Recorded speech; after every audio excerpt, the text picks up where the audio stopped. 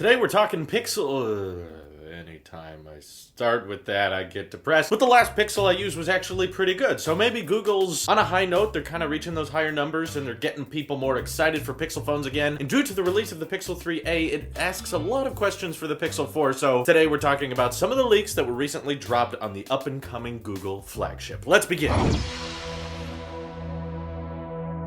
These leaks come courtesy of our good friend John Prosser over at Front Page Tech. If you guys haven't heard of Front Page Tech, definitely go subscribe to him. He does lots of tech videos too. They're very funny. He takes a different approach a lot of the time than what I do, but still it's worth checking out. He's got exciting things going on over at FPT, and one of those not so exciting things is that basically everyone over there treats him as the Pixel leak burial ground, where they just dump all of the Pixel leaks onto his email, and he collects a lot of that data and regurgitates it back to his fans in a way that's somewhat wanted and also somewhat not wanted, but still, he details of a new leak about the Pixel 4 that involves no physical buttons on the device at all. This was actually featured on Mac Rumors as well, and they showcased a little example of what they think the Pixel 4 could end up looking like. And I do have to say it's an improvement over the Pixel 3 XL if the whole camera hole leak ends up being real. For one, Google, way to cop out and just do exactly what Samsung's doing. You didn't even want to mix it up a little bit. You could have put the camera hole in the center of the display just so that we could tell the difference between an S10 phone and an Android phone, but nah. Go ahead, just do exactly what Samsung did. Hopefully people will mistakenly buy your phone thinking it's a Galaxy, but even though they are kind of duplicating the Samsung effect with this design, I think it looks better than the notch. I've said before that I don't think the camera hole is inherently better than a notch, but that Pixel 3 XL notch is so distractingly bad. It was mocked so heavily, and it showed very much at the last Google I/O event that they did not want to accept the reality that they made that phone, and all of the demo phones they used and all of the Pixel devices they showcased in their ads, they always used the smaller Pixel 3. They do not want any attachment to that notch, and I think the camera hole is a good way to avoid that. So I do hope that ends up being true, but with the buttons thing, I'm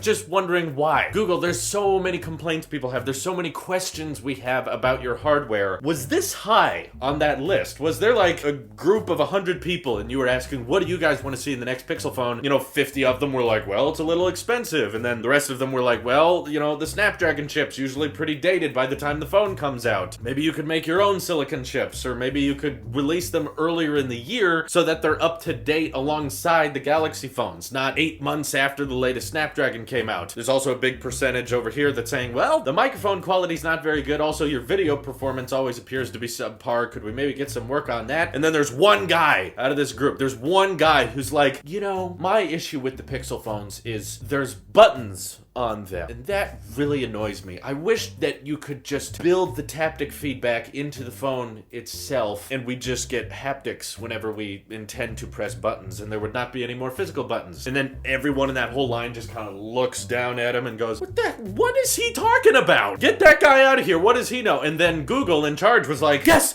that's a great idea, sir. We need to remove our physical buttons as soon as possible. Everyone in that room who was asked the question what to improve about the Pixel line was just like, oh, come on, no, that was one guy. No one actually asked. Oh, no one wanted that. And now they're doing it in the next phone. So, of course, there is a grain of salt. There's an entire possibility that won't happen. But as we've talked about in the past, there's really not much you can gain from faking Pixel rumors. And I remember when the leak dropped that the Pixel 2 wouldn't have a headphone jack. It was legit like 6-7 months before the phone came out. So in the scheme of Google Pixel leaks, most of the ones that make the press usually end up being pretty accurate. So I would say this most likely is going to happen. But the dual camera on the back I also find hilarious. It's just another one of the many missteps of Google's marketing to say, dual camera, no need, and then suddenly be like, well, this year we need to add something, so I guess we should give it a dual camera. I guess we'll just do that. Again, guys, it's not that difficult. Just marketing department, communicate with your R&D department. Or how about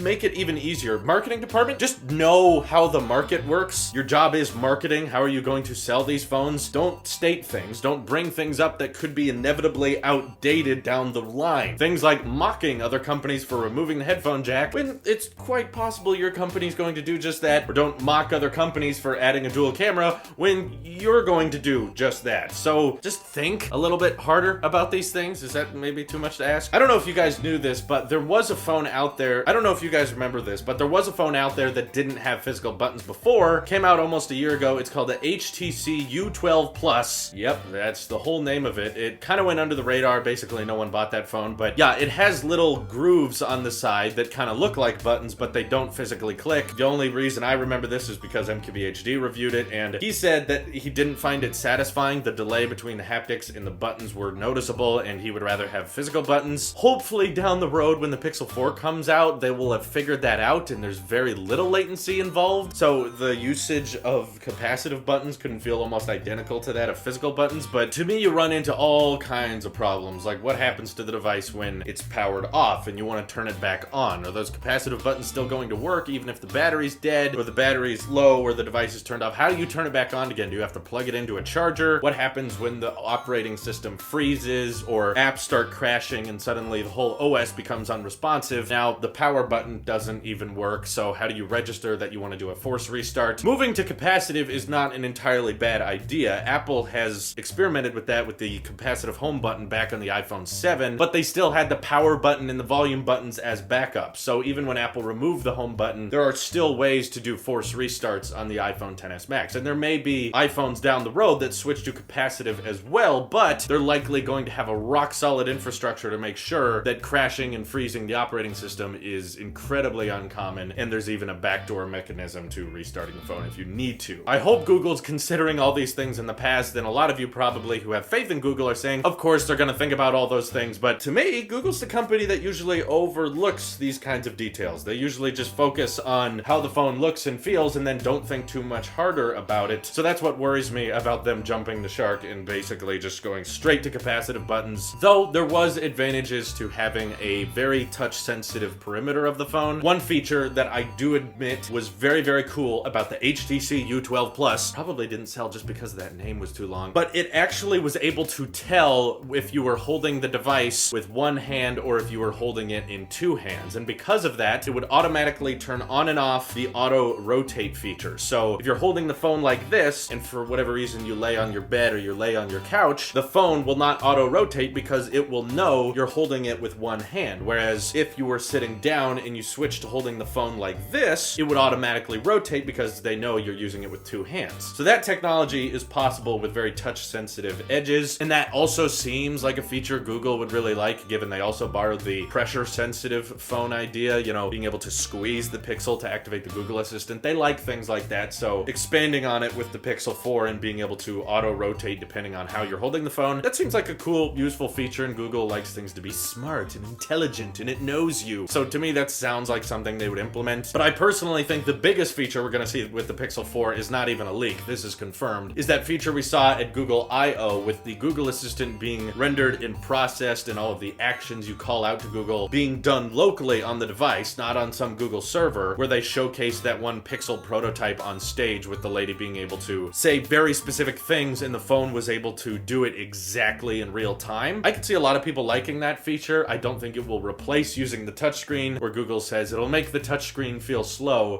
Maybe, not quite. I'll have to see it actually working in my hand until I believe that. But that, I think, is probably going to be the most killer feature of the Pixel 4 that most Pixel fanboys or Google fans are going to love the most about it. Just being able to talk to the phone in real time and tell it exactly what to do, because my guess is the Pixel 4 is going to have some type of custom Google Assistant chip built into it that's able to handle all of that processing, all of that voice recognition and executing actions. And for now, it'll only be available on the Pixel 4 phone. You won't be able to get it on any phone with Android. So that's what I anticipate probably going to be one of the main smart features added to the Pixel 4. But yes, I think the lack of physical buttons is definitely going to be a deterrent for a lot of people who don't like to change things too drastically, because that's certainly something a lot of people are going to have to get used to, and a lot of them may not like it at first. I also find it funny that Mac Rumors threw in the headphone jack back on the Pixel 4, so Google is just all out bringing the headphone jack back. They're just giving up on the idea of ditching it, but I don't think that has anything to do with them not believing in a wireless future. It just has more to do with the Pixel phone selling horribly, and they can't afford to exclude any audience at this point. Except now they're going to be excluding the audience who likes physical clicky buttons, which I imagine is probably quite a bit of people, given the HTC U12 Plus was not a huge selling phone. Yeah, Pixel 4 might still be one of those weird phones a lot of people will skip out on. But anywho, let me know what you guys think of the Pixel 4 leaks. Does it sound better than before? Does it sound more interesting? What do you like? What do you not like? Let me know what you're thinking down in the comments below. This is your Apple Sheep here, and I will see you in the next one.